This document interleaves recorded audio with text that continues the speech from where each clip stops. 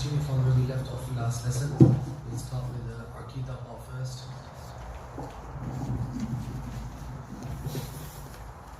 So last lesson, Bismillahirrahmanirrahim, we left off from the attributes of Allah subhanahu wa ta'ala, describing the attributes of Allah subhanahu wa ta'ala.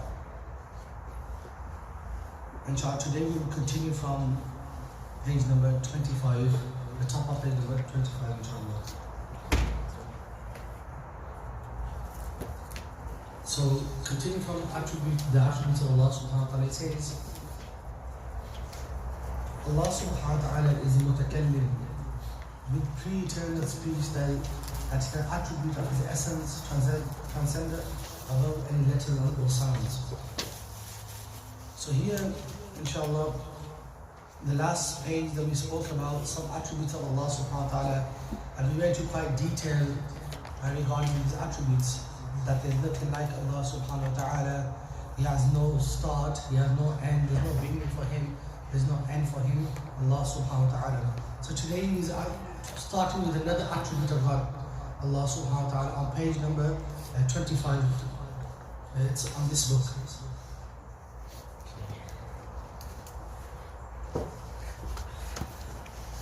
So he said the first is, He Allah subhanahu wa ta'ala is mutakallim. These young support leaders, they got them in the masjid. These guys can do without it. So he mentions here that Allah subhanahu wa ta'ala is mutakallim, i.e. Allah has divine speech for Allah subhanahu wa ta'ala. So there is divine speech in regards to Allah subhanahu wa ta'ala.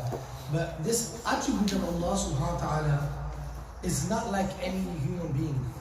The speech of Allah subhanahu wa ta'ala is free from sounds and is free from letters. You know the Quran Kareem that we have, the Quran we read. This is not how Allah subhanahu wa ta'ala recited the words to us, or the Prophet sallallahu alayhi wasallam. The speech of Allah subhanahu wa ta'ala, how it happens is beyond our comprehension. So that it's free from sound and it's free from any letters. These letters are just, and the Quran, for example, is written in the dialect of the Quraysh, and then when the Quran was written, it was written by the Sahaba in the way the language was used at that time. So the letters we see now are just a representation of the meanings of the word of Allah subhanahu wa ta'ala. So the speech of Allah subhanahu wa ta'ala is free from sounds and is free from letters. Then he says physical directions cannot contain Him. So Allah subhanahu wa ta'ala is not restricted by time and space. We mentioned this last time. So Allah is free from time, He is free from place. So He is not in a place. Normally people will say, where is Allah subhanahu wa ta'ala? Say, He is everywhere. This is a misunderstanding. This is completely wrong. Allah subhanahu wa ta'ala, He is not everywhere. Why? Because He is free from a physical body. Allah subhanahu wa ta'ala is free from dimensions and directions of being above, being below, in front, on the side, behind. These are directions which Allah subhanahu wa ta'ala is free from these directions. Okay, so the directions cannot be contain Allah subhanahu wa ta'ala, and it's, as we know, directions are limited to a place. And place, time and place, we discussed previously, are both the creation of Allah subhanahu wa ta'ala, and Allah is free from both. Then eventually He begets not, nor was He begotten. So here this is referring to that Allah subhanahu wa ta'ala doesn't have any family. He wasn't born, neither He has any offspring or any children. Like we have people believe in other religions that God has children, or the angels are the daughters of God. This is not the understanding of our deen. Allah subhanahu wa ta'ala, when we say Qul huwa Allahu ahad, say Allah is one. Right? Then we go on to say Lam yalid wa lam yulad. He begets not, or nor is He begotten. That's why he's referring to that Allah subhanahu wa ta'ala has no children. Because when you have parents or children, if you could say, it's kind of dependency. So when you have parents, you depend on your parents to bring you into existence. So these kind of things cannot be attributed, or the attributes of creation cannot be attributed to Allah subhanahu wa ta'ala. So He has no children, no parents. And there's no one equal to Allah subhanahu wa ta'ala whatsoever. In any idea that comes to our mind, in any concept, in any shape or form, nothing is similar to Allah subhanahu wa ta'ala. Whatever, and I told you the bottom line or the main principle that Allah subhanahu wa ta'ala says in the Quran, لَيْثَ كَمِثْلِهِ شَيْءٍ. There is nothing like Allah subhanahu wa ta'ala. So any thought that comes to your mind, any color, any smell, any direction, any shape, any idea, that Allah is free from that. Yeah, so that's the main principle that we need to keep in our mind. And the attributes of Allah subhanahu wa ta'ala, they're there so we can have an understanding of who Allah is. He is the most merciful, He's the most compassionate, He is, all these 99 names of Allah subhanahu wa ta'ala, they just to draw an idea of who our God Allah subhanahu wa ta'ala is. Then He mentions here, His divine attributes are pre-eternal, and to Him belong the most beautiful names. So all the attributes of Allah subhanahu wa ta'ala, they're pre-eternal as well. They have always been with Allah subhanahu wa ta'ala. It's not, it's going to mention here that, I'll read this one to the next two passages and I'll explain this part. It's straightforward. It says, everything in the seven heavens and the seven earths glorifies Him. And there is not a thing except that glorifies Allah subhanahu wa ta'ala with praise. We praise Him for His continuous blessings, for He creates without need of creation. He sustains without difficulty, causes death without fear, and resurrects without hardship. So then they elaborate on this. He says, He was always pre-eternal along with His attributes before He created anything. So He did not acquire a new attribute of creation after His creation, that He did not exist before His creation. And then He says, so He was the Lord without servant, creator without creation, and the giver of life and death before even giving life or death to anything. So the attributes of Allah subhanahu wa ta'ala, they're not like a human quality. For example, we have various qualities, various skills, you could say. When we do a certain practice, we improve our skill in that field. So for example, a person who's a carpenter, for example, the more he works with wood, the more he'll develop his skills in his practice. A person who plays football, for example, the more he trains, the more better he gets. So before someone even touches the football, can you say he's a footballer? No. You can only attribute someone to be a footballer once they start to play football. Or whatever profession or whatever something someone does, right? Before, for example, we're writing. We write now, so I can say you are a writer. But before you even touched a pen in your life and you wrote anything, can I say you're a writer? I can't say that. So, but with Allah subhanahu wa ta'ala, He was the Khaliq and the Creator before anything was created. He was attributed with the one who gives life and causes death before He gave life to anything and gave death to anything. So the attributes of Allah subhanahu wa ta'ala, they are pre-eternal. They're not something that He increases as He does something. So He does something, for example, when He created something now He's become a creator. He gave death to something, or now the one He gives death. He gave life to something, or now Allah is attributed with the one who gives life. The attributes of Allah subhanahu wa ta'ala, they're saying here, are pre-eternal. They're not something that increases over time.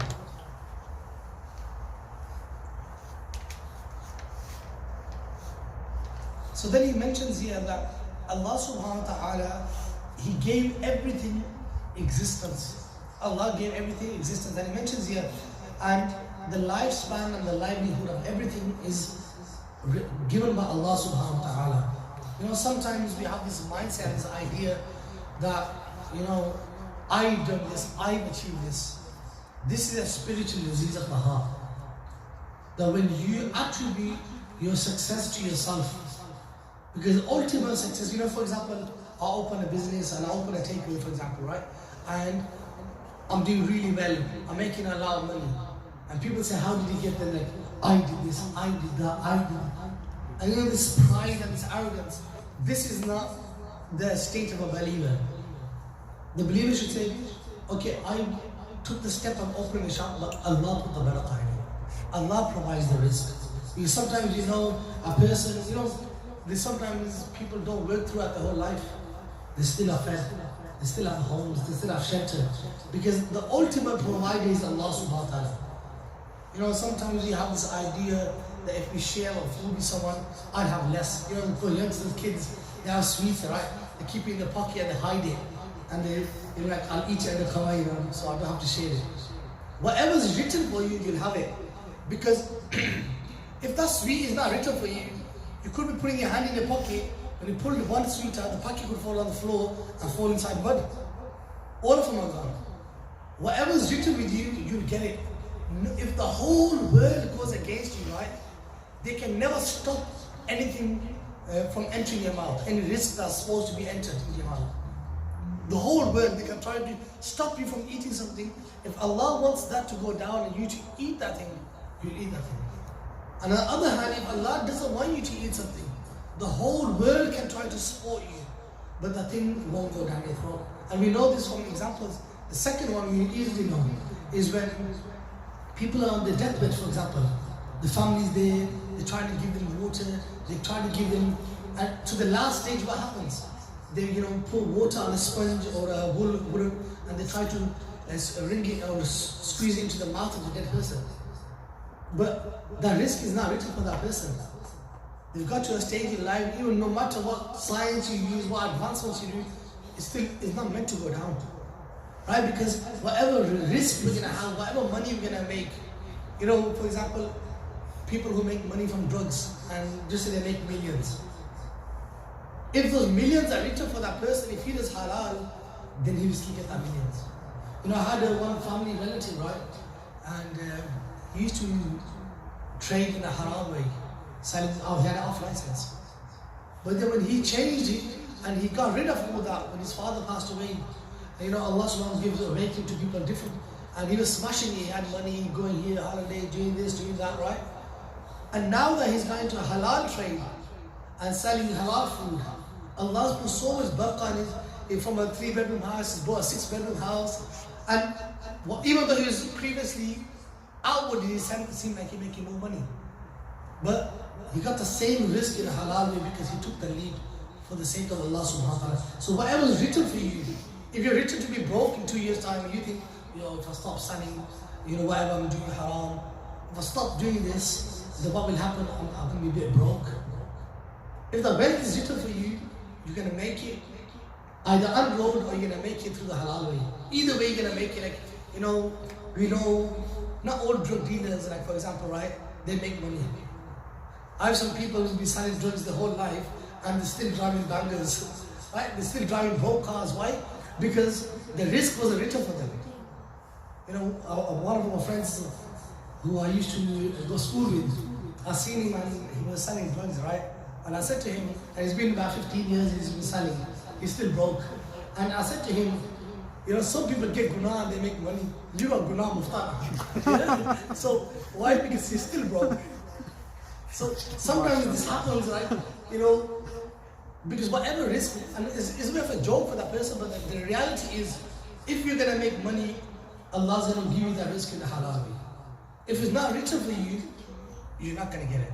Either way, you can try the haram way or you try the halal way. And I know loads of examples where people try to earn risk in a haram way. And I had one of brothers who I grew up with, right? What they tried to do was, and this was, I'm talking 10 years back, they met some guy in town and he said to them, I can, if you give me real money, I can show you a way to photocopy into some fake banknotes I've got which haven't been printed on, right? So what they did was, they got £15,000 together. They were broke at that time, they got money from the brothers, sisters, everyone, right? And they were in school then, they were in year 11. And they thought, we're going to double this, we're going to make bare money. So what happened was, they put it in some envelope or something, and the guy switched the envelope. He took the real money, and he said, no, you have to put this in the fridge for 3 days, and this happens, and that happens, right? After 3 days, they open it, there's papers inside. Money's gone, right? So sometimes, you think you're going to make money, you're going to do haram way. If the risk is not written for you, it's going to go somehow. And this happens, so always try to earn halal. The Prophet says, Al-jasadu ghudhiya bil harami la yadkhulul jannah. A body which gets nourishment through haram gets his strength through haram, won't be entered into Jannah. So sometimes it's hard to make that change if we are involved in haram. I'm just trying to be a bit broad because I know it's for other people are watching us sometimes. So it's important to try to readjust your finances and try to earn halal, and Allah subhanahu wa ta'ala will also put barakah in there. Then he mentions here, he knew all that mankind and jinn would do before even creating the universe. So everything that we are going to do is not as if that we're going to do the sins and then Allah will say, oh, he done this sin, or he done this as well, he done this. Allah knows what we're going to do. If we're going to make tawbah and die in iman, Allah knows. If we're going to die and live our life as Muslims and die in kufr, Allah knows. So we should always continue to thank Allah subhanahu wa ta'ala for giving us the blessing of iman, and continually thank Him for His blessings. And then Allah subhanahu wa ta'ala says, لَإِن شَكَرْتُمْ لَأَزِيدَنَّكُمْ. The more you thank me, the more I'm going to give you. But we forget Allah and we try to chase the dunya and make more without Allah subhanahu wa ta'ala. You won't get anywhere. Then He said, He commanded them to obey Him and He prohibited them from disobeying Him. And this is obviously something straightforward that we've been taught all our life, that pray your salah, do your fard, respect your parents, and then at the same time avoid these harams and so on. And then he mentions here, all that exists runs in course based on His divine will, the Mashiach of Allah subhanahu wa ta'ala, and His qudrah. He safeguards and protects whoever He wills out of His divine grace, and He diverts and forsakes whoever He wills out of His divine justice. So no one may object to His judgment, nor may overrule His decision. So here is mentioning an important thing. Sometimes a person dies, right? I want people to say he's gone before his time. Right? He's gone before his time. So here he says that whatever happens is happening with the will and the qudrah and the irada of Allah subhanahu wa ta'ala. So he mentions here that everything exists, it runs on the way Allah wants it to run. The functioning of the world, the functioning of, sometimes people say this often out of joke, British weather is dead. 1 minute is sunny, you put your shirt on, you go outside, it starts raining. Right? But this is, in reality, the qudrah of Allah subhanahu wa ta'ala. This is how Allah wanted to be. It's not British weather, it's the nizam that Allah has set in the world. How Allah subhanahu wa ta'ala wanted the world to function and so on. And there is great wisdom why this happens beyond our comprehension. We might think the weather is dead, it's sunny one, and then it starts raining, or it's raining, and the next minute it's sunny. You wear a coat, jacket, go out, and then the next minute it's boiling hot. This happens in this British weather, right? But in reality, it's not because it's British weather and then we say let's go to Pakistan or somewhere, it's bad weather. No, the reality is because Allah subhanahu wa ta'ala wants it to be like that. And what's the wisdom behind it? Allah subhanahu wa ta'ala knows best.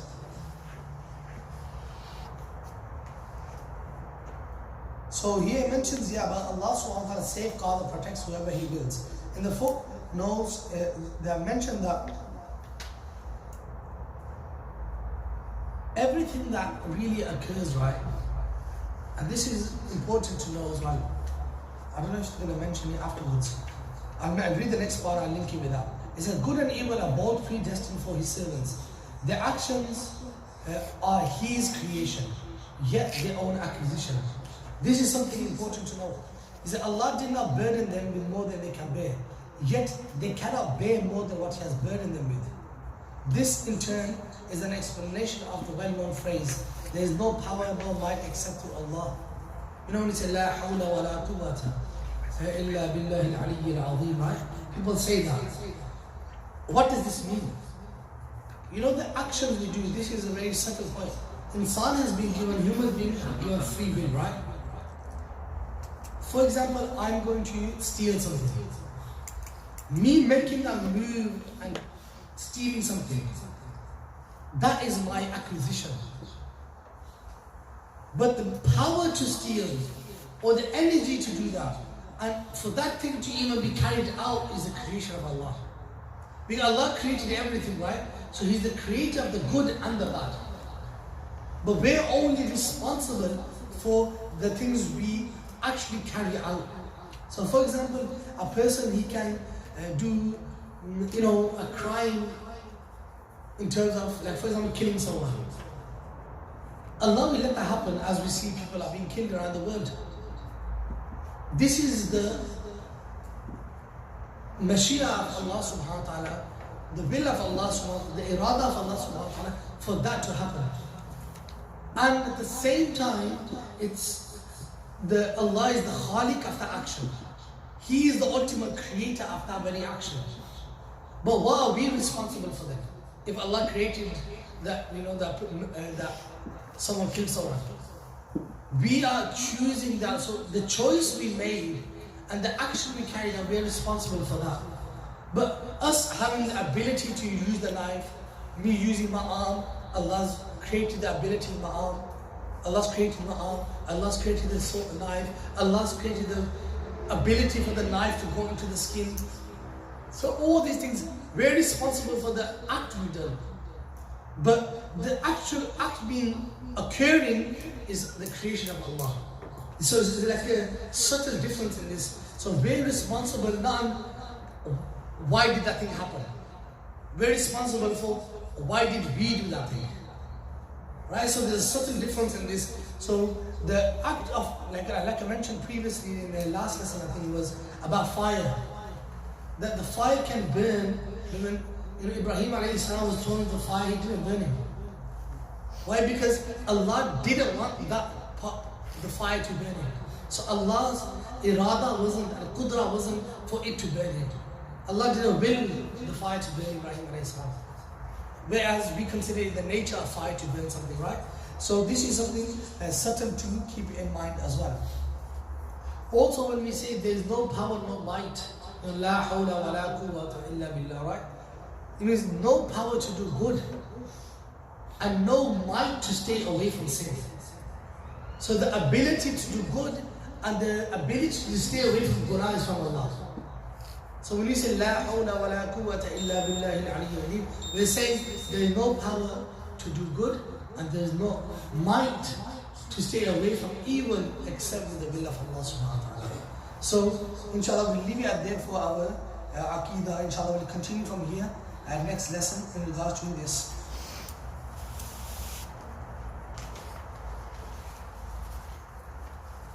Moving on to the fiqh, inshallah, on page number. Any questions on that before we move on? No? Okay. So last two lessons we've done about wudu, right? On page number 42, 41, 42 and 43. We spoke about the four fard of wudu. Washing the face, arms, hair and feet. And then on 42 and 43, we spoke about, on page number 42 and 43, we spoke about the sunnah of wudu and how to do wudu in the best way possible. And then I mentioned with that was that wudu is not just a formality that we do. Wudu is an act of worship, right? Now moving on, they mentioned some etiquettes and adab of wudu, some manners and for wudu as well. So that starts at the bottom of 43, moving on to 44. So on the top of 44 is number 1. It says, facing the Qibla, that's the first one of the etiquettes. These things obviously not compulsory, like we mentioned, they're not fard, but it's one of the adab of wudu. First is to face the Qibla, to face the Kaaba at the time of wudu. The second is avoiding the water that is used in wudu from getting onto your clothes. Now this is something important. Like I mentioned, wudu is something spiritual, it's not only something physical, right? When we do wudu, our minor sins fall off with the drops of wudu. Our minor sins fall off with the drops that are coming off from our body. So, for example, someone is washing their face. The water that is actually coming off the face is water that is carrying your minor sins. So that's why it's makruh, a minor makruh tanzih, to get that water onto your clothes. Because it's considered, it's used water, but at the same time it's water that is carrying your gunah. Right? So that's one of the wisdom behind not getting the water onto your clothes. So that's why I mentioned avoid the water from getting onto your clothes. So generally, if you've done a minor sin, you argue with someone, for example, you done something minor, right? Then what do the ulama say? Go and do wudu. Because when you do wudu, one thing, it will calm you down. Second thing, your mind, washing those minor sins away. So that's why I mentioned that avoid getting the water onto your clothes, and then obviously go on to any other thing that is also around that needs to be maintained clean. Then it's in number 3, making dua with those words that have been narrated. So that's the ones I read to you last week. You know what I mentioned, when you wash your hands, you read a certain dua, when you rinse your mouth, those are written on page 185. I came when I was looking over this page today morning, and then I noticed at the back of the book. So if you want to memorize those, the main thing is you memorize your fard first, and then as a bonus, if you think, okay, I know everything about wudu, and I'm going to learn these du'as as well, then you should try to learn these du'as, and the du'as are on page number 85, which I spoke about last lesson, 185. Then it says, mention the name of Allah when washing each limb. So just saying Bismillah is sufficient. But now this is something important to keep in mind, is the 2 types of toilet areas, you could say. One is like the masjid ones, the cubicle is separate and the wudu area is separate.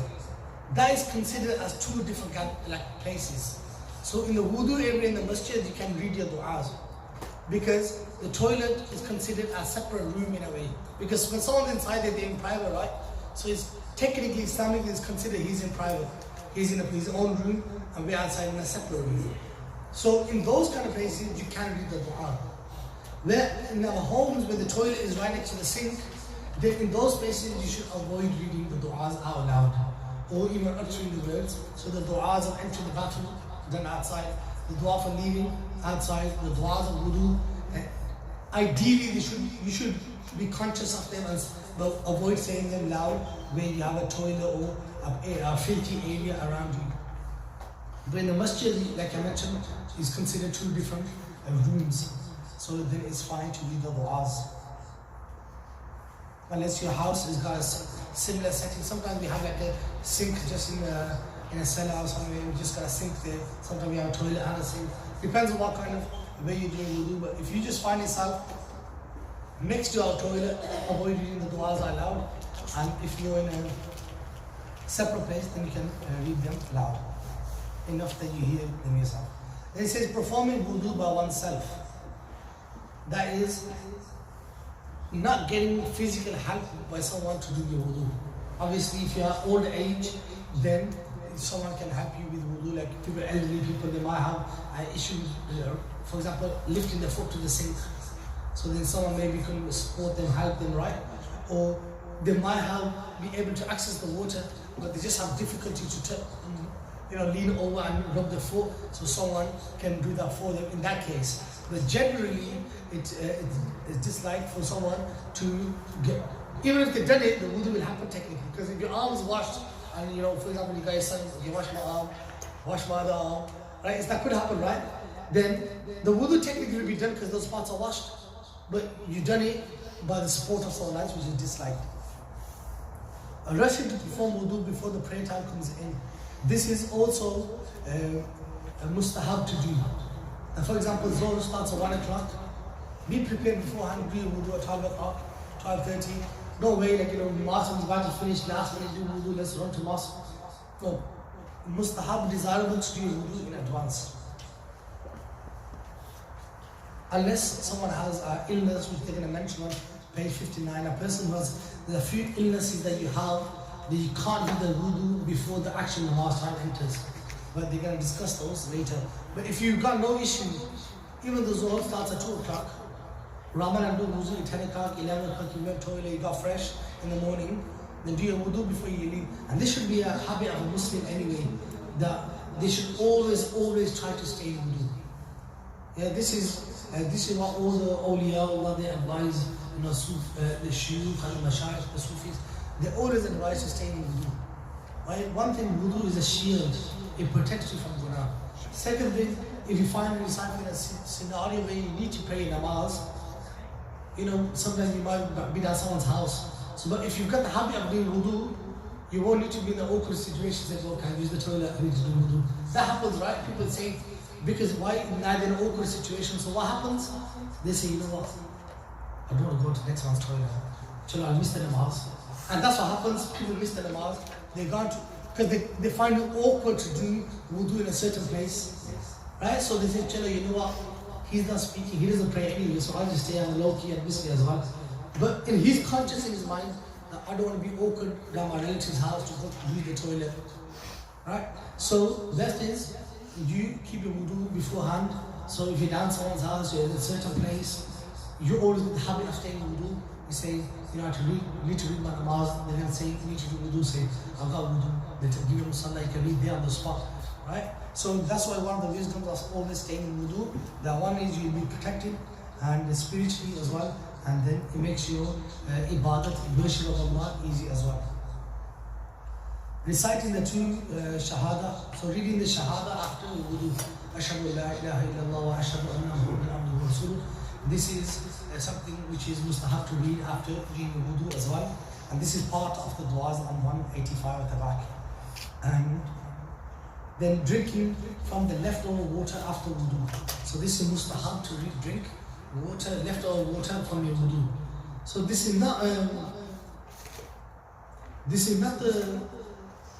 like for example we have a tap and you start drinking water from the tap.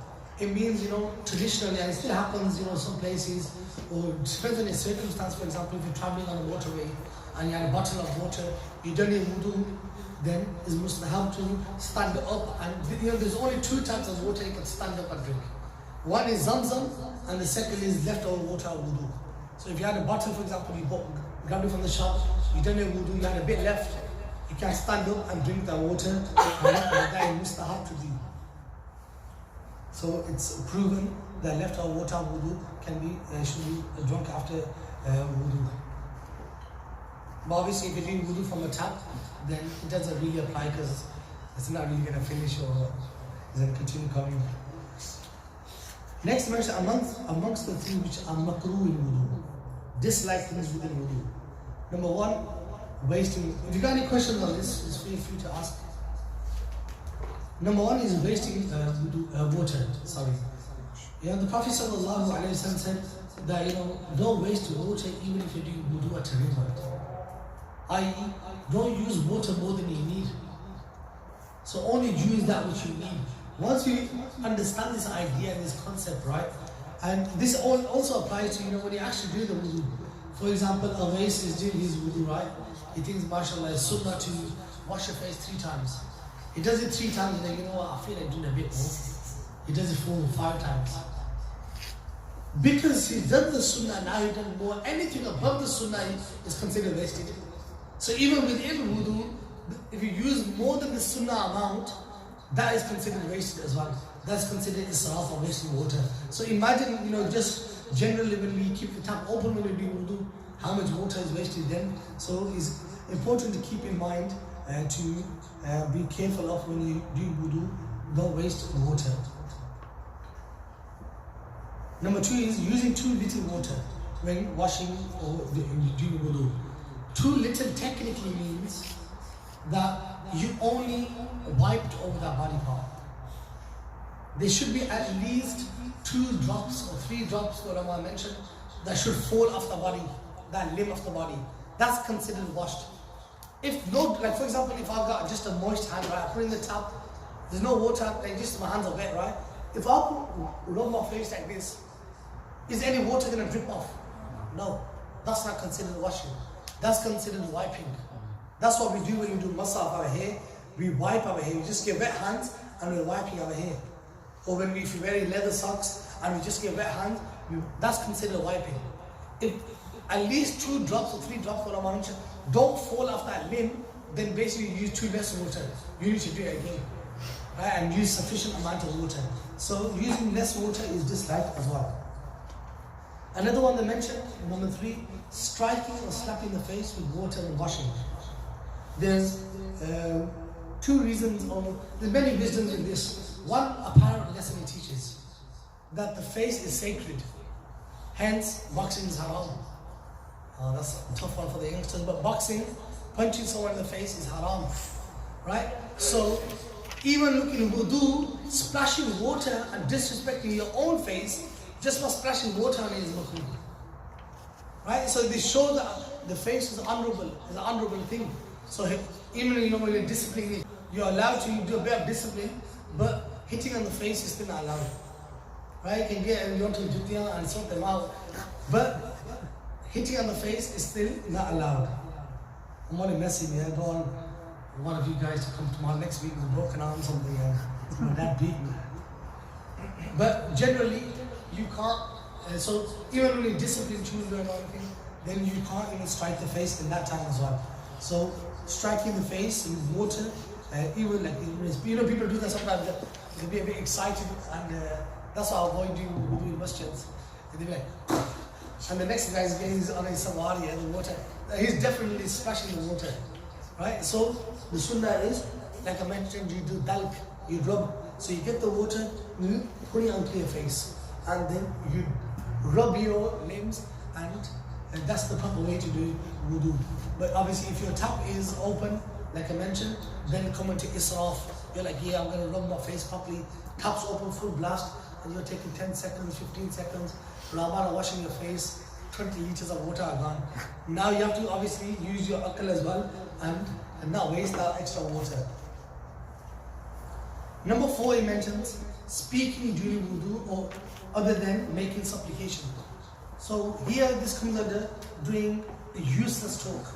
Sometimes you might need to say something which is important, alright? But in most cases, it's pointless conversations that we have.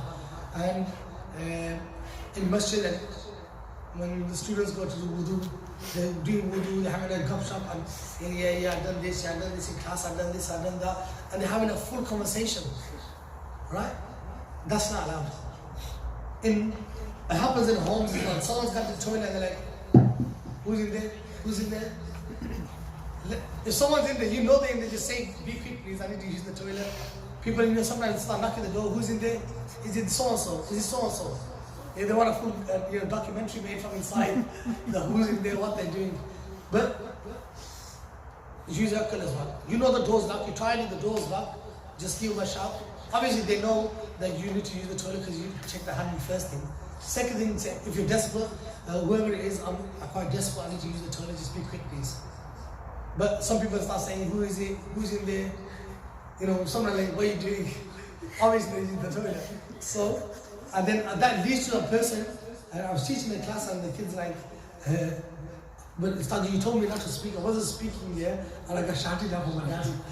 I said, you need to explain to them, till the first time you've done that, they shouted, you go outside and say, my teacher told me that it's makruh to talk. Now the parents learn to listen. Right? Next time when you're not insulting them or accusing the parents, saying, don't you know you're not allowed to talk? That's rude, that's disrespectful. But you say, my ustad said that it's makruh to talk. Now the parents can indirectly learn that, okay, the child doesn't want to talk in the toilet because it shouldn't be done Islamically. So this is for the youngsters, how to teach someone indirectly. And so alternative could be like, you can just cough and to give them indication that, okay, I'm in there, just chill out, don't bang the door, I can hear you, I'm alive, right? So just cough to let the person know. And because this could also happen as well. I had a relative, and youngsters, and these things are very possible.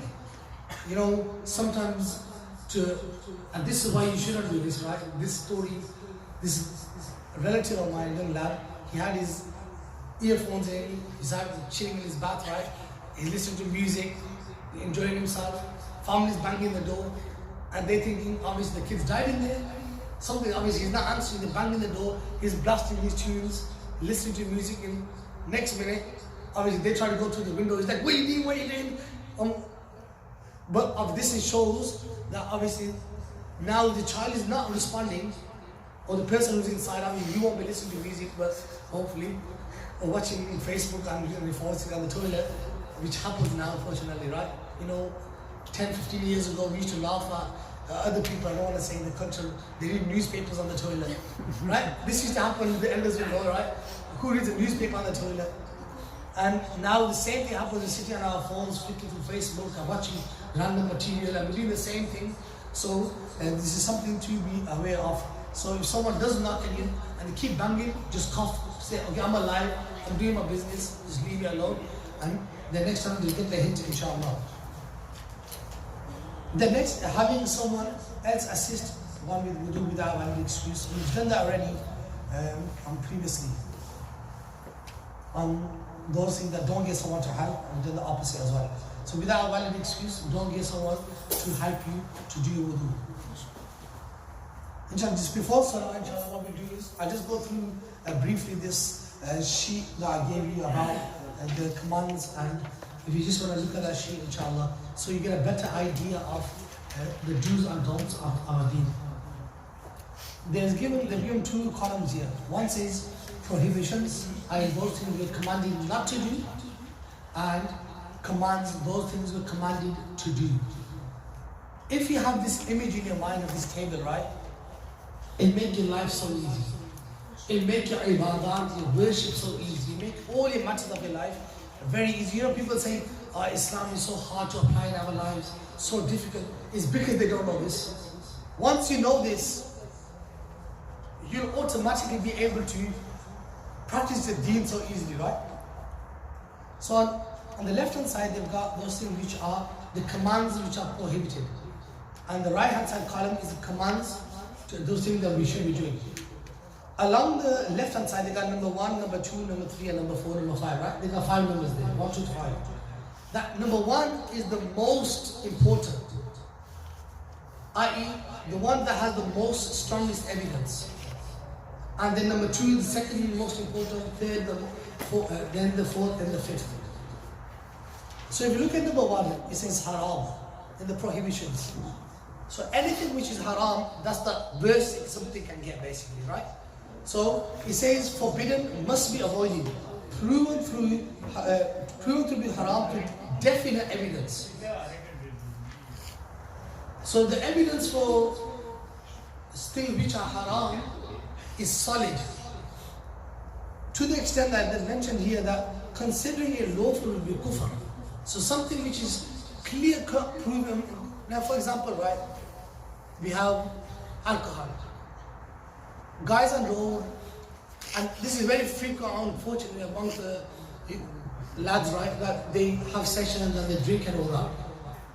But when these lads on road who are drinking, when they have a session, in their mind, they know it's haram.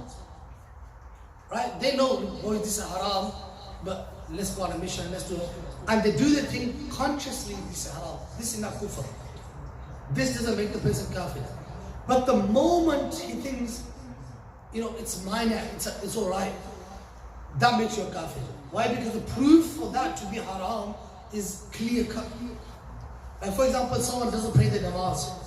Now we know, or the person who doesn't pray, he knows, I don't pray, but in his mind he knows that it's haram. I should be doing it, but I don't do it. Right? But the moment he starts believing, it's fine, you don't need to pray salah, that's kufr. Why? Because the proof of the salah is fard.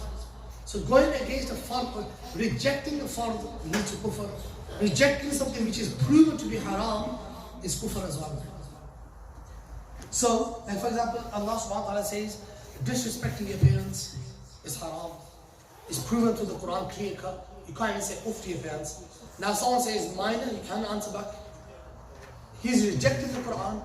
If you consciously know that Quran says don't say uff to them, and he says you can swear your parents, you can do this, you can insult them, that's kufr.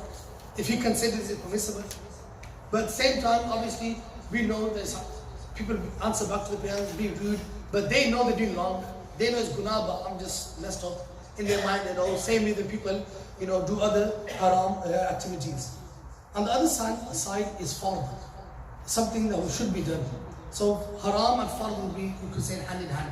Like for example, disrespecting parents, they've given the example for number 1, right? That's haram. So the opposite of that is what? Respecting your parents, which is fard. So on the fard side is, for example, we have a 5 daily prayers as the example, right? Not doing 5 daily prayers is haram. So the opposite, kind of, you can understand it like that, the opposite becomes true. So the second level would be makruh tahrimi. This is the makruh that, you know, smoking falls under. You know, when normally people say, oh, it's only makruh, bro. It's only makruh. This is generally we're talking about this makruh, and this is guna. So he says here, makruh, major offense, close to haram, proven through indefinite evidence, considering a lawful is not kufr. So the proof is there, but the proof is not 100%. You know, Allah says in the Quran, having alcohol is haram. Allah says it's clear cut. But these makruh, tahrimi things, they're like, we say 97%. We know it's not allowed, but there's that 2-3% that there's a bit of doubt on how strong, how wrong it is, right? So then they say, put in the category of makruh, tahrimi. But it's still a major offense, you're still sinful for doing this. It's still a sin, as he mentions there, right? Opposite to this will be wajib. Anything is wajib. Like for example, praying Salatul-Witr, Isha Salah is wajib. Not praying a witr is makruh tahrimi.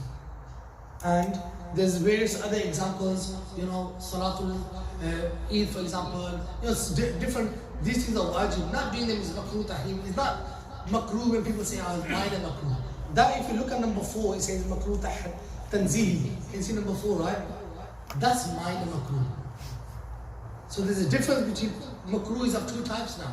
A major makruh and a minor makruh. Major makruh is a sin if you do that thing. And a minor makruh is the one that normally people think it is. Like you're smoking, we say just makruh. That's, they be thinking it's number 4, but really it's number 2. Normally, you know, in Islamic books, when ulama write something is makruh, it'll be number 2. If it's number 4, they'll write here makruh tanzihi next to it. They clearly mention that it's the lower makruh. But obviously we should be avoiding them in all circumstances. Then we have on the command side, number 3 would be sunnah mu'akkada. I emphasize sunnah. Your 4 sunnah of fajr, your 4 sunnah of zuhr, your 2 sunnah of zuhr, your 2 sunnah of isha, for example, right? These are sunnah mu'akkada. Emphasize sunnahs. What does he say?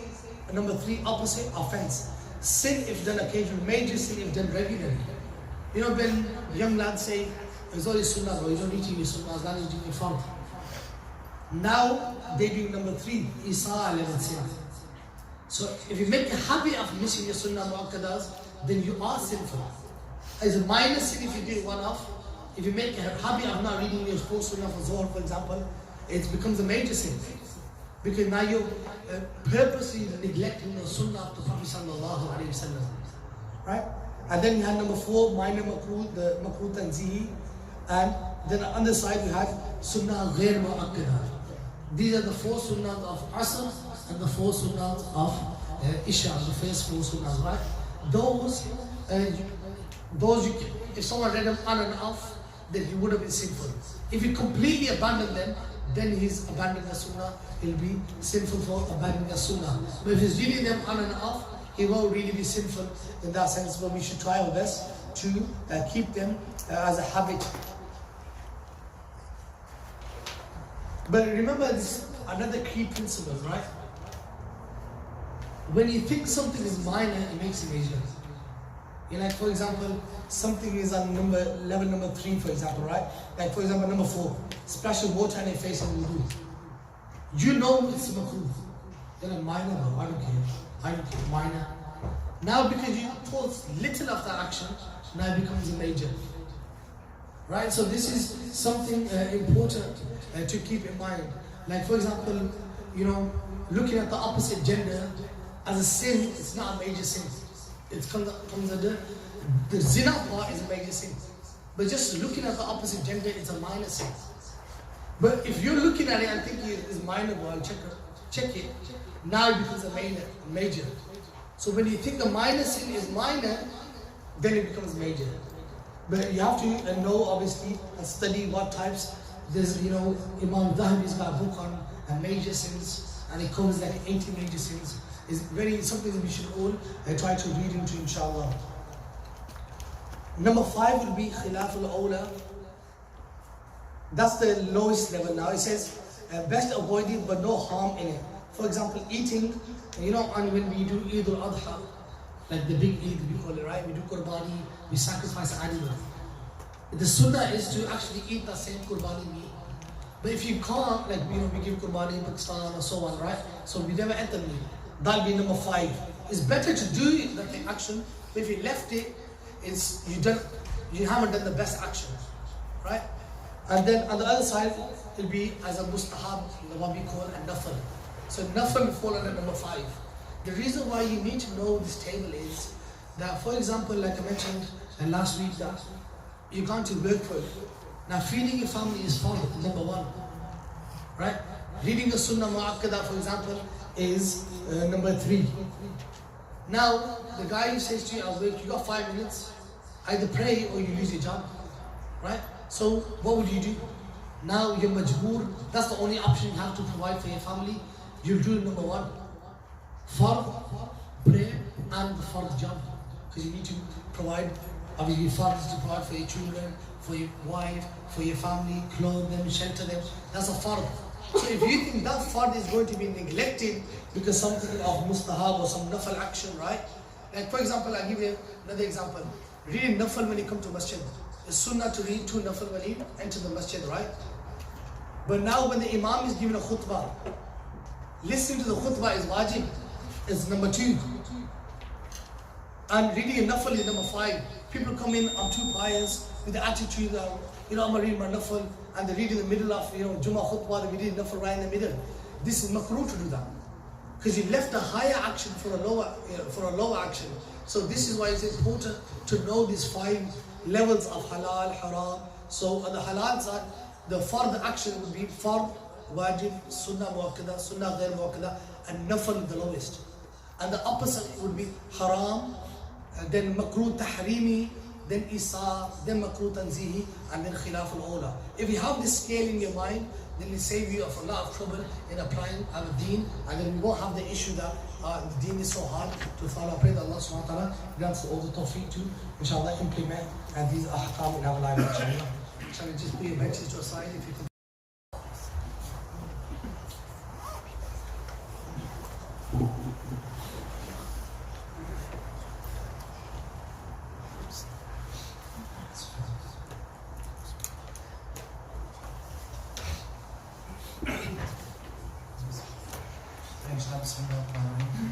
And we'll continue from where we left off last lesson on top of page number 20. First, we're going to do this book. What's your name? Mu'taz. So before Salah, we get this one, and then after Salah, we get this one.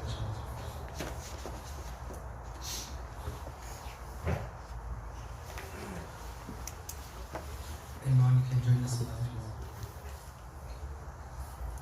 So here, Bismillahirrahmanirrahim. So last lesson we spoke about, Imam Ghazali was mentioning about a person who seeks knowledge and then about they will be responsible for that knowledge on the day of judgment. So here, inshallah, if you need a book, if you just let me know, and then I can get one tomorrow and go to the bookshop, inshallah. You just let Ismail know, you make a note and then order the books, inshallah. I've been on the book for that. And then, so last as we spoke about, we mentioned 2 hadith, that there's certain types of knowledge which could be unbeneficial as well. Like we have knowledge of sports, for example, knowledge of, it's relevant to who you are. Like if I'm talking to youngsters who are interested in football, if I know a bit about football, then I can use that to keep them engaged, keep them, page number 20, inshallah, number 20. So we can use, that person can use that topic just to keep the audience engaged and then use that as an example, right? But generally having knowledge of certain things is just pointless. So we spoke about that in detail last lesson. So now at the top of number 20 he says, understand, may Allah subhanahu wa ta'ala have mercy on you, that there are 3 types or classes of people who seek knowledge. So now he's putting students of knowledge into 3 groups. Right? So he said the first is a man who seeks knowledge to make his provision on the way to his next life. and intends nothing but other than the pleasure of Allah subhanahu wa ta'ala and the hereafter. He is of the winners. So number one, so he gives you three types of students, right? So he says the first student is the one who's seeking knowledge for the pleasure of Allah subhanahu wa ta'ala and the reward of Jannah. We should be our case that we're here today, we're seeking knowledge just to get close to Allah. No other reason, it should be just to build our relationship with Allah subhanahu wa ta'ala and then get the ultimate gift of Jannah. Then he says, those are the people, min al-faizeen, that they are the ones who are the successful ones.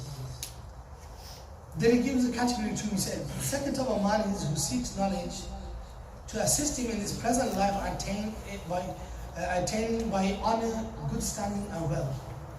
He is aware that what he's doing and feels in his heart that his state is not good and his intention is not right.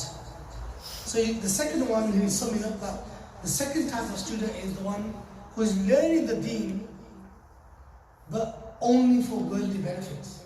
He's learning the deen, so people can say, MashaAllah, Mawlana Saqib, Imam Saqib, Sheikhs, Mufti, these names are thrown about loosely.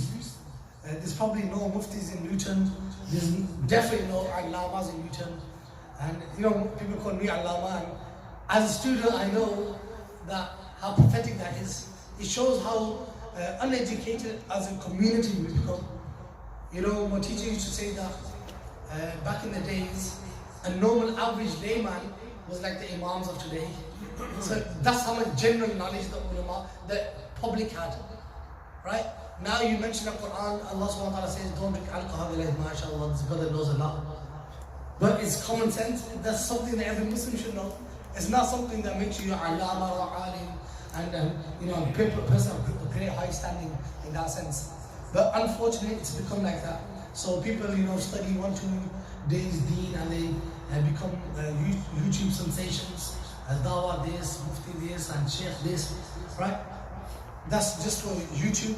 But the reality is, the second type of student would be the one who does this to get honor, or to make money from this, because he knows that people will give him financially support him, look after him because he's an imam or he's a mulvi, he's a alim and so on.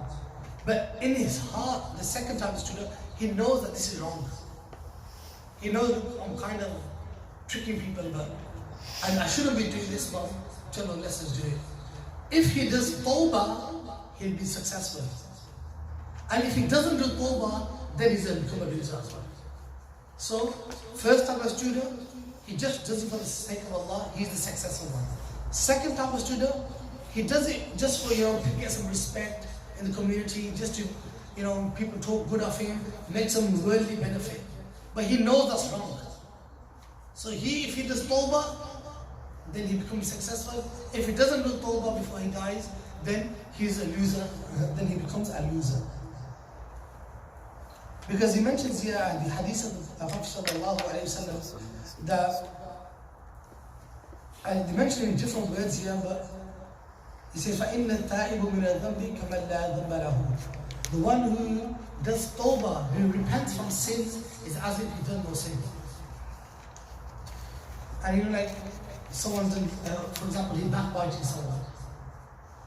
Now when he does tawbah to Allah subhanahu wa ta'ala, he seeks forgiveness, is as if he never done that sin.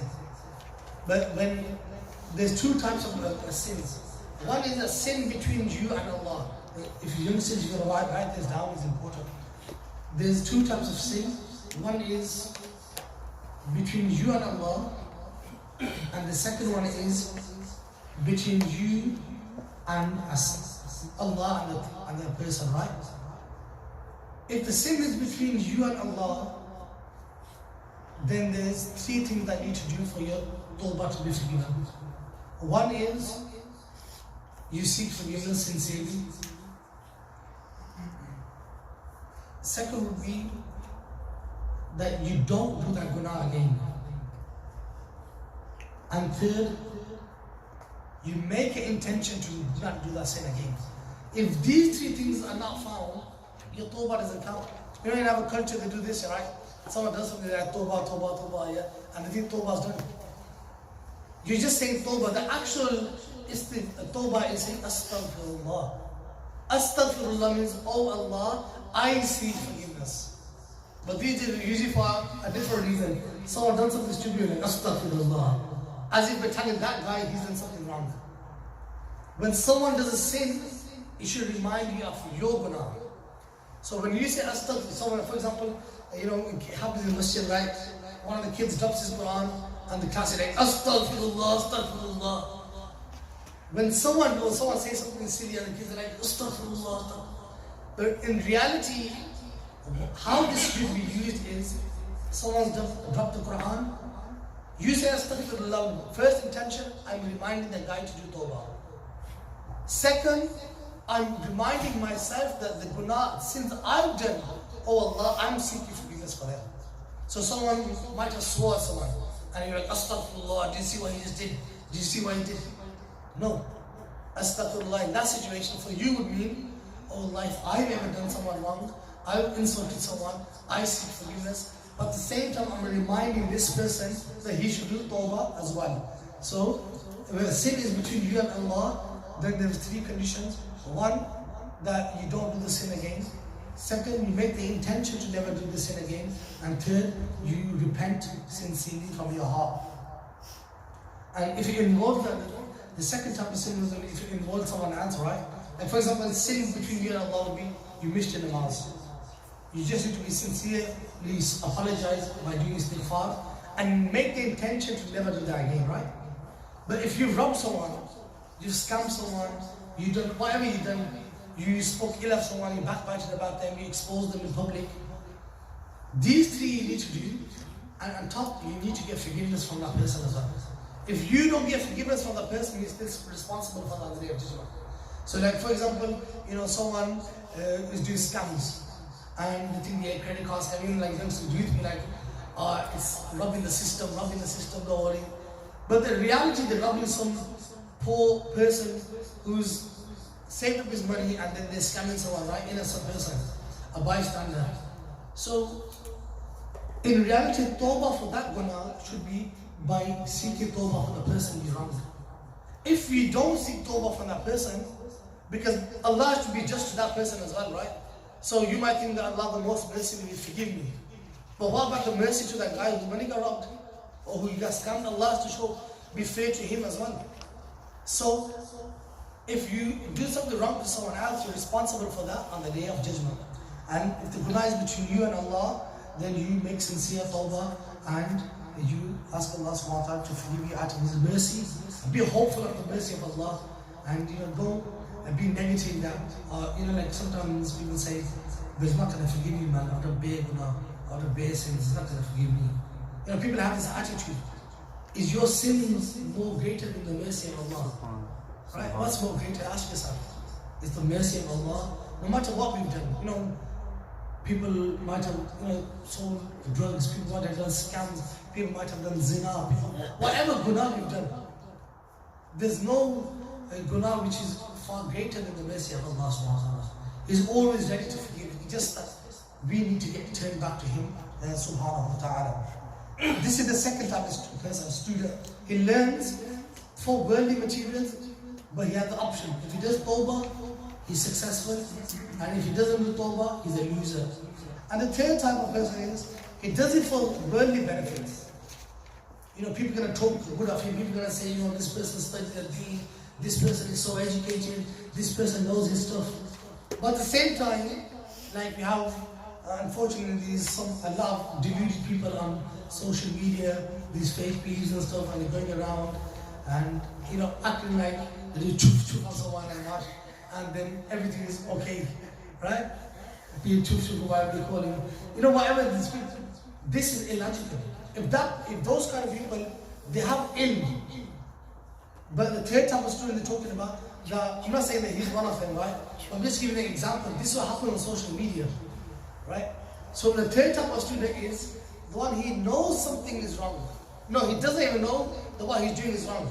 So he's learning the deen to get famous. But he thinks, I'm becoming famous, people are following me, I'm a peer now, I'm a sheikh now, I've got mureeds, people are, giving bay'ah to me, and they're having pride of this. right? Because a true alim, he'll be humble. He won't be, looking for fame and popularity. If a person does that, then basically, he mentions here, and that person is basically amongst the losers. His lust is inward and his lust is outward as well. And then he mentions, he says here something very interesting. He said this person is definitely amongst the people who have lost out. He's one of the foolish and delusional ones. This is because there's no hope for his repentance, because why? Obviously he thinks he knows it all. So there's no hope for him even seeking forgiveness because he's missed and know it all. And then he's convinced that he's the one who he's doing the right thing. Such a person is heedless of the words of Allah Almighty. Allah subhanahu wa ta'ala said, يَا أَيُّهَا الَّذِينَ آمَنُوا لِمَا تَقُولُونَ مَا لَا تَفْعَلُونَ كَبُرَ مَقْتًا عِنْدَ اللَّهِ أَن تَقُولُوا مَا لَا تَفْعَلُونَ. That this is a very beautiful and powerful ayah. It says, "O you who believe, لِمَا تَقُولُونَ مَا لَا تَفْعَلُونَ." Why do you say things that you don't do yourself? People are sitting, on Facebook and Instagram and Snapchat, making dawah videos. And brothers, we should get close to Allah subhanahu wa ta'ala, and they don't even get up for Salat al-Fajr. They're giving dawah to, calling to Allah, making these musical videos, and then they don't even do the fard themselves. Allah said, كَبُرَ مَقْتًا عِنْدَ اللَّهِ أَن تَقُولُوا مَا لَا تَفْعَلُونَ. Is most disliked to Allah, distasteful to Allah subhanahu wa ta'ala, that you say to people to do something and you don't do it yourself. If you're not applying it, then basically you're a person who's wasting your time. And that's those people in the third level. So he's the hypocrite. So he would be, in a sense, a hypocrite. It won't be the Islamic, the technical, the one that's using the Quran, the munafiqeen, the hypocrites that mentioned in the Quran. But he will be to a hypocrite in that sense, in the English understanding of the word. That he tells people to do something and he doesn't do it himself. But obviously this doesn't include, sometimes you might not have the ability to do something. Right? For example, someone doesn't give zakat, and I'm like, bro, you should give your zakat, you got bare money, and you load it. And he's like, bro, you don't give it. I'm like, bro, I don't have any money, how am I supposed to give it? So just because I can't do something, there might be reasons, it doesn't mean you can't tell someone else. Right? So sometimes people say, you don't do it yourself and you're telling me. But it might be that the person might not be in a position to not do that thing. And if he was in a position, he would do that thing. So a person who doesn't have any money saved up and zakat is not fard on it, and he's telling someone who has got money that pay your zakat, and that guy's like, boy, you don't pay zakat yourself. Obviously he doesn't have the money to pay, so how is he going to pay? So that kind of person won't be a hypocrite. It'll be someone who can't do something and then he doesn't do it. He's telling someone else, you do it, and they don't do it themselves. And then he mentions here, he's one of those about whom the Prophet ﷺ said. And this is very powerful and very something important to keep in mind. The Prophet ﷺ said, أَنَا مِنْ غَيْرِ الدَّجَّالِ أَخْوَفُ عَلَيْكُمْ مِنَ الدَّجَّالِ. Apart from it says here, there are some that I fear more for you than I do of the Dajjal. The Prophet ﷺ telling them that there's some people I'm more worried about regarding you than even the Dajjal. And we know Dajjal, the Antichrist, how he was people are going to be destroyed by following him, right? But the Prophet ﷺ, there's some people I'm more concerned about that you're going to be more damaged by those. And the Sahaba Ikram said, وَقِيلَ, and he said, وَمَنْ هُمْ يَا رَسُولُ اللَّهِ? Who are those people, Ya Allah, you more worried about them than the Dajjal for us? And the Prophet said, Al-ulama usul, evil ulama. So not everyone with knowledge means that someone's got knowledge of Quran and Hadith, they are good. Some people, I'll give you an example, right? When I was, in studying, and my teachers told me that, because I used to travel, and them days, this I'm talking about 10 years back, right? Because I used to travel and train from Bradford to Birmingham. My teacher said to me that, when you travel, that there will be people there, trying to become all the terrorism and stuff, trying to just be alert basically as a student. So I used to obviously wear my jubba and go and stuff like that. And one day I got on the train, right? And then this The white guy who's looking at me, he's to the middle of the two seats. He's like about 5 seats in front of me. And he was looking at me through the gap. For about 1 hour of the journey, he kept looking. When the train got kind of empty, right, he came sat next to me. And he said to me, he started talking about random stuff and just wanted to trigger the Islamic conversation, right? So he started talking about this and that. And then he's like, what do you think about people in Afghanistan, about the Taliban and this and that? He started going on those ones, trying to check what I'm going to say. I got a beard and Japan. So I straight away remembered what my teacher said. So I played reverse psychology on the guy. I said to the guy, it's very sad how British soldiers are going and losing their lives. And this guy got confused. He's like, I thought this guy had come out with a Islamic one. And so I tricked him, right? I played reverse psychology on this guy. And I said to him that, it's very sad now.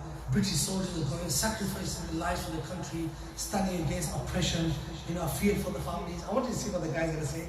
After about 5 minutes, he thought, this guy is one of us, when Molvi mentioned. So, what does he do? He goes to me. This is before he's told me everything, right? He goes to me, I'm a new Muslim.